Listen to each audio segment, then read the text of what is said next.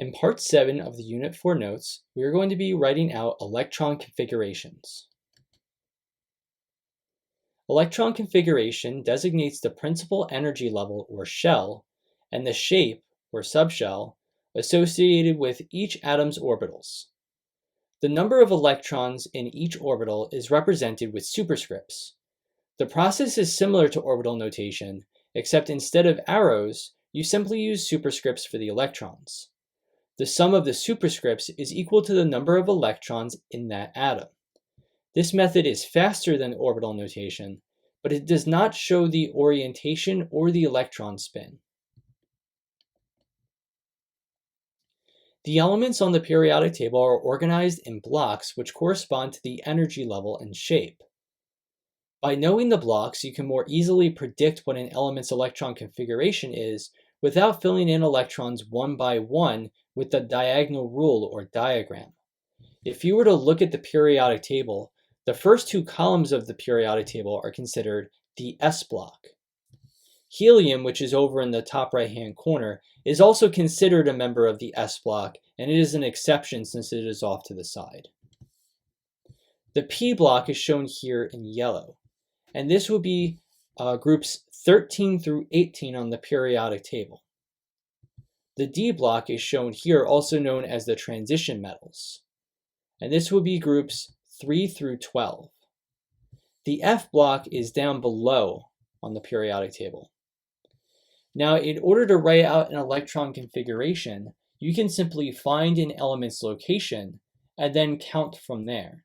So for example, let's say that I wanted to write out the electron configuration for an element which was present right here. I would start from the top left-hand corner, and I would count going from left to right until I land on the element that I want. So for example, I start in the 1s orbital, and I need to go through both elements within the 1s row before I get to my element that I'm trying to land on. That would be 1s2. Next, I would go down to the second row of the S block, and I have to go through two elements on my way to that X. So 2s2. Then I cross the gap on the periodic table and I land in the 2p.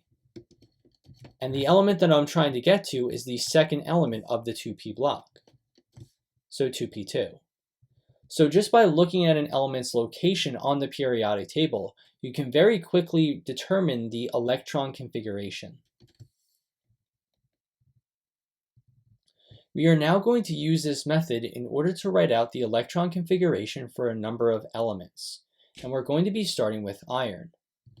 Iron is a transition metal, which is present towards the center of the periodic table. We're going to start counting from the top left-hand corner. That means that we're going to start in the 1s block, and we need to move through both elements, hydrogen and helium, on our way to iron.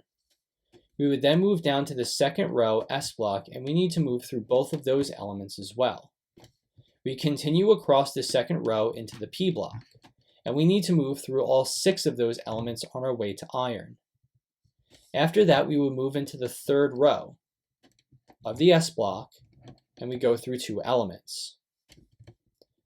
We continue across the third row into the P block, and we go through all 6 elements. At this point, we are getting close to iron. We go into the 4th row of the S block, and we're going through the first 2 elements. Now, one thing that is a little complicated is that if we go back to this particular slide here, you might notice that as I'm going through the 4th row, the D block is actually shifted down by 1. So I have 3D, which is going to be starting here. It's the same thing that you would have seen on the orbital notation filling diagram.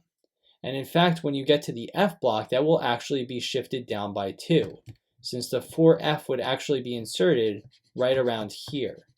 So we would go from 6S to 4F, and then 5D and 6P. So after we have completed up through the 4S2, we are now going to be going into the 3D. And we're going to move over however many spaces it takes for us to actually land on iron, which in this case would be 6. So this would be our electron configuration for iron. Next up, we have phosphorus. Again, we're going to start in the top left-hand corner, so 1s2. Then we go on to the second row of the S block and we go through both elements. We go across the gap to the 2p and we go through all 6 elements. Phosphorus is in the third row, so now we're getting close. We have 3s2, and then we're going to land in the 3p. Phosphorus is the third element within that 3p block, so we end on 3p3. For our final example here, we have chlorine.